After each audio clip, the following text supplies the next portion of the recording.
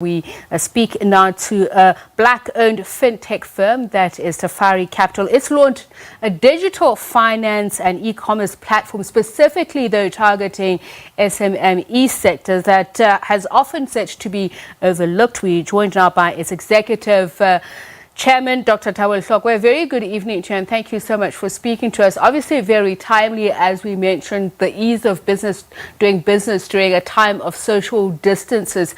But why, in your mind, did you think that this app, for you specifically, would deal with the SMME sector? Good evening, Tepiso, and good evening to your listeners as well, to your viewers.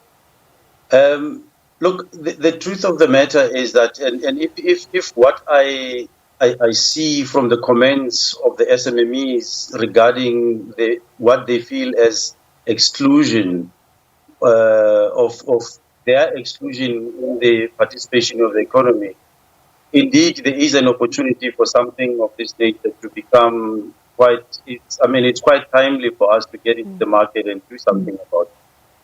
And that's what I'm thinking. I suppose during a time we saw that especially the informal sector was greatly hit. Those who sell their produce on the streets were shut out, even though there was an easing for bigger business. And that means that apart from the other challenges of not being able to do transactions, they weren't able to even make money. So how are you easing life for them in this case? So in our case, what we're going to be able to do is that when the informal hawkers, for example, or come want to set up an account, they would download our app, and in the app, as soon as they have downloaded it, they'll be able to set up an online store. It's a very simple process. So what they will do is that they'll be able to take photos of their vegetables or whatever service that they are offering or products. They just take a product and then they just put a price, and then as soon as that has happened and they click I'm done, and then they are online. They are able to then take orders directly. So this would obviously, as we say, in line with social distancing. So that transaction, the multifunctionality, therefore means I don't need to be physically near you. Is that what you're saying? Exactly. So which means then that if I'm sitting at home and I want to, to comply with the rules, and I want to buy vegetables for my Sunday, meal, I can just go onto the app, and then normally it'll also be there'll be some geolocation capabilities that will show who are the people within the area that I'm at, that I can actually buy certain products and services from. And I can order it there. And the advantage is that if there's local SMME that have got their products on the platform, I'll be able to actually put an order from there. But what it also does is that in some cases, there's other people, local youth that are unemployed, that may then be brought in, and where you can be able to employ them as couriers to be able to carry the product and services to the houses of the people that have ordered. And this, depending on the distance, it can be through walking, or it can be through bikes or bicycles. You're actually, in addition to that, creating additional jobs that will allow money to rotate within the community itself. Typically, a sector such as this, as we mentioned, that's been overlooked, would be a bit shy of having to deal with a platform which they would be unfamiliar with. So I'm talking about the risks here. How are you using big data analytics and artificial intelligence to at least, for instance, look at the users' on-platform behavior? And that's one of the things that we do. And also one of the key components of it is that we want to be able to give people a service that is very easy to use. And also we will be able to analyze the behavior or some of the things that they find easier to accept. And then we'll be able to modify the platform accordingly to be able to accommodate such changes. And where it's proven difficult, we also, on top of this, want to work with other institutions that can come onto our platform for education purposes to allow people to feel at ease in dealing with technology. Because the way we are looking at it is to try and make it as simple as possible, almost as simple as buying airtime, which could also be one of the things that we are going to be putting on our services, so that people don't have to go to the stores or don't have to go anywhere to be able to buy simple services like airtime, top up their electricity, top up their DSTV, those type of things. They can be able to actually buy them on the same platform, which means there's very little need for them to actually have to go out to buy some of these services, which allows them then to comply with some of the lockdown regulations. Quality website traffic has always been a challenge in e-commerce. How are you dealing with that, especially just in terms of the visitor conversion?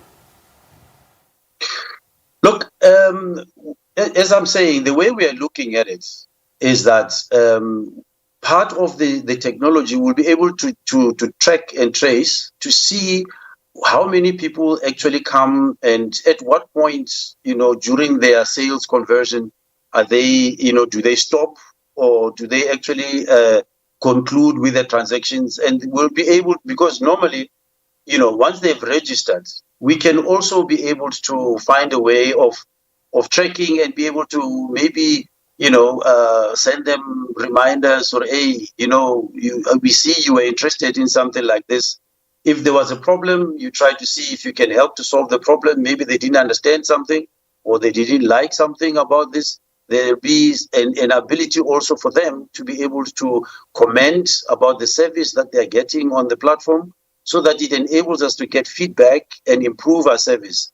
Clearly, this will be an ongoing process, and since we're going to start, there could be some initial teething problems, but the fact that we are the ones who are building our own platform, we can be very quick to adapt and change according to the needs of our customers. And I'm thinking beyond your customers, transparency is also big for those who will be engaging your customers. So the return and refund policy is a big part of the satisfaction experience. How is that going to be negotiated? Yeah, that's very key, because there'll always be we will be working within the law. Remember, there's always that 7-day cool-off period. It'll be part of the terms and conditions. But at the same time, one of the other things that we'll be introducing onto the platform is it's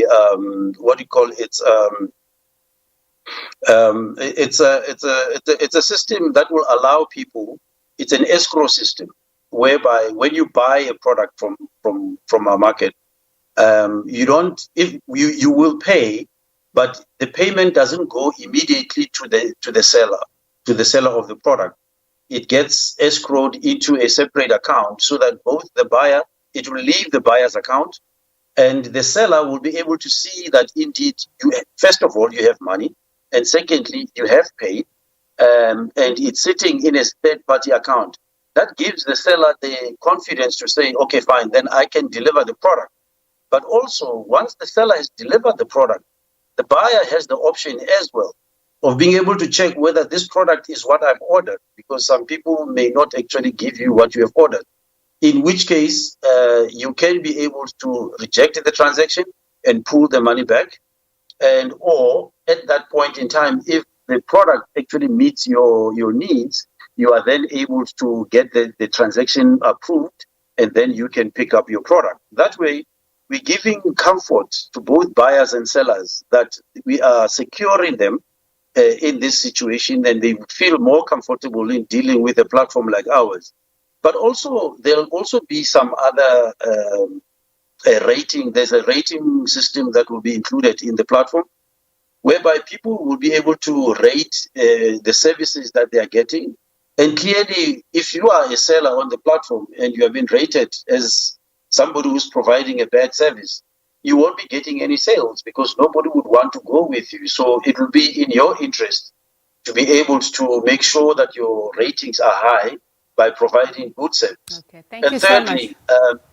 Yeah. Okay. Okay. You can finish your point. Thirdly, you said, Dr. Lehlokoe? Yeah, I was saying, thirdly, also, there is a verification service that will be running to make sure that the people, just like, on WhatsApp or Twitter, there's a blue tick that says this is an original, it's an actual account. We'll run a service like that on this thing to make sure that the people that are there are verified, that indeed they are who they say they are, to give comfort to people that they are not dealing with scammers. All right. Thank you so much. Extending e-commerce and financial services to this SMME sector.